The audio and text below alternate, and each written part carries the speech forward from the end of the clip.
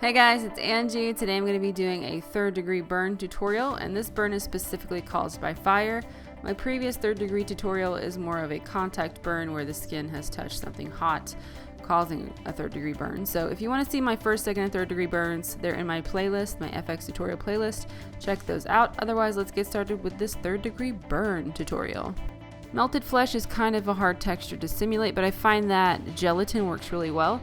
So I'm going to be using this 3D gel from Mayron. This is about $7 for this little plastic jar of it, and it's pretty fantastic.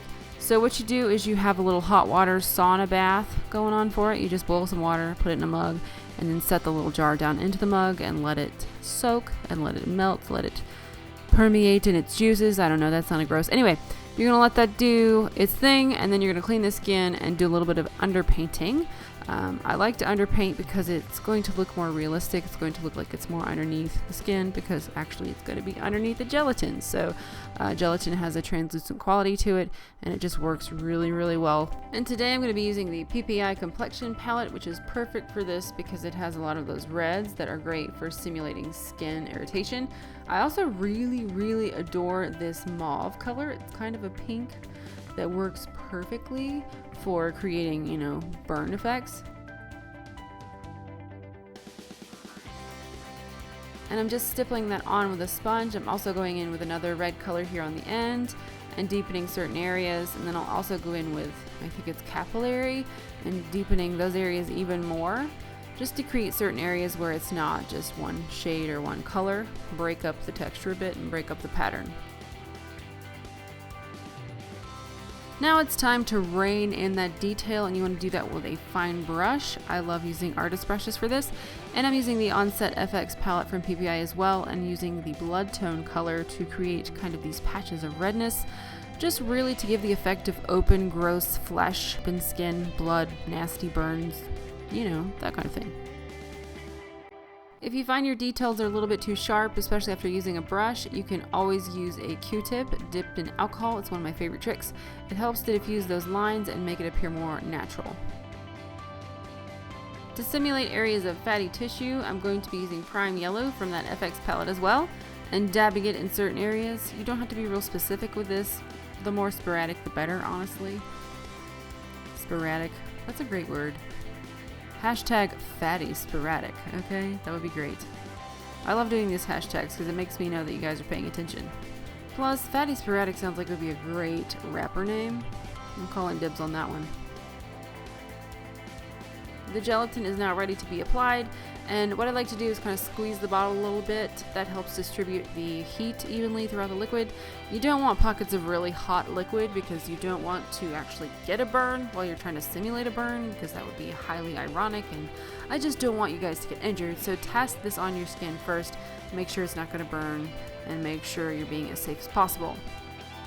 And much like you're icing a cake, you want to grab some gelatin with your spatula and start applying it to the skin and to the burn area. You could use popsicle sticks, you could use whatever you want. I prefer spatulas because I'm obsessed with them. And a lot of you have asked where to get them. Amazon has them. Any makeup store, like online supply stores like Friends or Nigel's, is going to have these spatulas. I find them invaluable. But yeah, I'm just spreading that around, and I'm not creating a smooth texture. I'm creating more of a bumpy, burned flesh type of effect. So you want to just kind of move your spatula around. Not too smooth, not too perfect. And gelatin does set pretty quickly, so you want to work pretty quickly and in small sections, as I'm doing here. Gelatin is just so rad. Look how awesome that looks. It just really looks like a burn. And you can also build on top of your layers. So what I did was I let the first layer dry, and then I added another layer to create even more raised texture. It's almost as rad as that rapper. What's his name again? Hashtag fatty sporadic, possibly.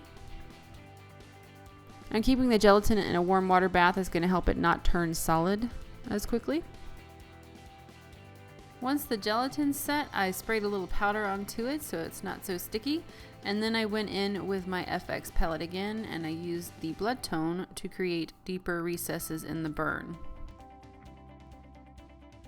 For the charred effect, I'm going to be using a matte black eyeshadow. This is a highly pigmented eyeshadow, and it's called Black Widow from Saucebox Cosmetics. Highly recommend it. Anyway, I'm just adding kind of sooty residue around the burn, and I'm using a fan brush because I find a fan brush works really well for this. You can use it dry in some places, and then you can also use that shadow wet to intensify the black as well. I do enjoy picking at the wounds a bit using tweezers, so here I'm doing exactly that, picking away some of that charred skin to reveal the flesh underneath. Let's finish off this burn, shall we? I'm going to add some fake blood in the deepest pockets of skin. I'm using PPI's blood. This is the drying blood in fresh blood. I really like it, and I think I said blood like 10 times just then. But yeah, also going to add some KY jelly because anytime you breach the skin, there's going to be liquids that are seeping out and looking nasty and gross, and KY gives that perfect liquid seepage out effect. Anyway, I hope you guys enjoyed this tutorial. Please thumbs it up if you did, and please join me on Facebook, Twitter, and Instagram for more FX goodness. Definitely check out the other burn tutorials as well. And also, I wanted to mention how important it is to like videos, because a lot of you haven't been getting my videos and a lot of you haven't been seeing my content. It's because you haven't liked my videos or haven't interacted with my videos. YouTube has this thing where it likes to decide what you get to watch instead of you getting to decide what you want to watch. So if you like videos, if you like these types of videos, if you like my videos, please like, because that's how you're going to see content from me. Oh, and I love to see your guys' recreations. If you do decide to recreate this, please tag me on Instagram or, you know, post it on my Facebook page. I love seeing your guys' works.